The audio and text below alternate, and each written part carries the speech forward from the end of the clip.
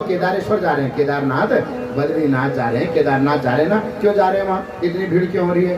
क्योंकि वहाँ मेरे मालिक स्वयंभू रूप में बैठे हुए हैं, उनको किसी ने बनाया नहीं है। तो आपने कहा महाराज फिर ये जो बनाने वाले शिवलिंग हैं ये, बोले जो यहाँ पर बेलेश्वर महादेव हैं, जो अन्य महादेव हमारे शहरों में स्थापित किए जाते हैं, ये दूसरे नंबर के शिवलिंग हैं। इन पत्थरों को क्या किया जाता है? बोले तराशा जाता है मशीन में, इनको घिसा जाता है मशीन में बढ़िया करके, हथौड़ी और छेनी इनमें लगती है और उसके बाद इन शिवलिंगों को लाया जाता है और इनकी प्रतिष्ठा की जाती है ना। आप लोगों ने प्रतिष्ठा देखी होगी, जब नए नए मंदिर बनते हैं तो उसमें जलाधिवास, द्रव्याधिवास, पुष्पाधिवास, अन्नाधिवास, वस्त्राधिवास, अनेकों प्रकार के वास होते हैं। जितना आपके वहाँ पैसा है उतने वास हो जाते हैं। तो वास माने एक सामान्य पत्थर में भगवान को आविर्भाव करना, भगवान का आविर्भाव करना, भगवान को अवतरित करना होता है ना।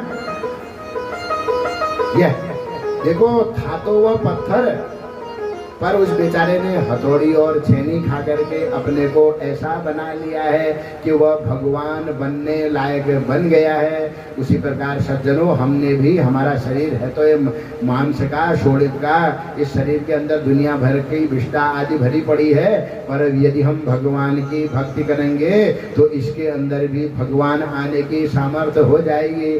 थोड़ा हमको तप करना पड़ेगा, सुबह 4 बजे उठ के नहाना पड़ेगा, ठंडे में भी गर्मी में भी।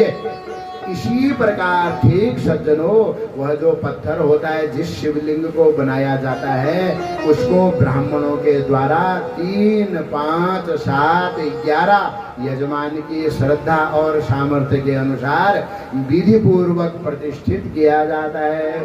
प्रतिष्ठित करने का मतलब क्या है? बोले भगवान का उसमें अवतार करवाना। वो कराते हैं ना हम, वो द्रव्याधिवास, जलाधिवास, फलाधिवास, अन्नाधिवास जो हम करवाते हैं, वो भगवान के अवतार कराने की विधि है। सज्जनों, यदि आपने उसमें शॉट मार दिया ना तो भगवान भी कहेंगे अब पत्थर ही रहने दो, मैं क्या करूं इसमें आकर के। अब पंडित जी बेचारे जजमान के पास गए, उन्होंने कहा जजमान मैं तुम्हें मूर्ति प्रतिष्ठा की लिस्ट दे देता हूँ। अब जजमान अपने मन से ले आया उसमें सामग्री, नहीं होगी मूर्ति प्रतिष्ठा, गलतफहमी में मत रहना।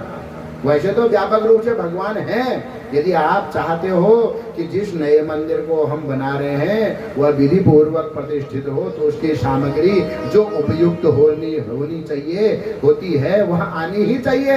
यदि मूर्ति अनाज से नहीं ढकेगी, वस्त्र से नहीं ढकेगी, द्रव्य से नहीं ढकेगी, जल में नहीं डूबेगी, तो उसका अधिवास नहीं हो पाएगा।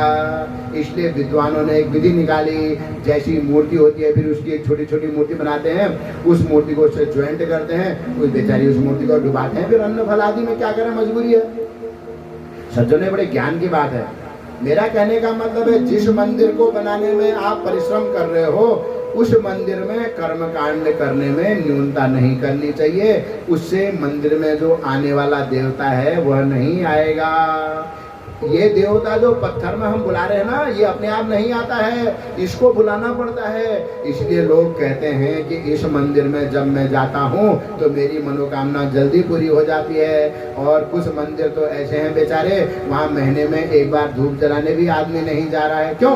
क्योंकि जिस व्यक्ति ने उस मंदिर की प्रतिष्ठा करी, शिवलिंग को तो लाके रख दिया, देवता का विग्रह तो लाके रख दिया, पर उसकी जिस विधि से प्रतिष्ठा होनी चाहिए थी नहीं करी। तो उस मंदिर में यदि कोई व्यक्ति कोई कर्म को करता है तो उतना फल उसको नहीं मिलता है जितना एक प्राण प्रतिष्ठित विधि पूर्वक मंदिर में मिलता है। देखो, ये अनुभव होगा आपका।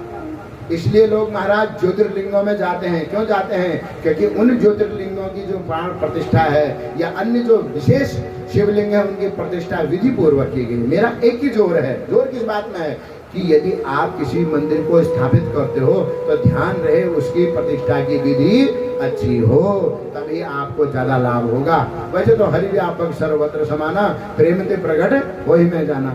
यदि आप श्रद्धा भक्ति से किसी शिवलिंग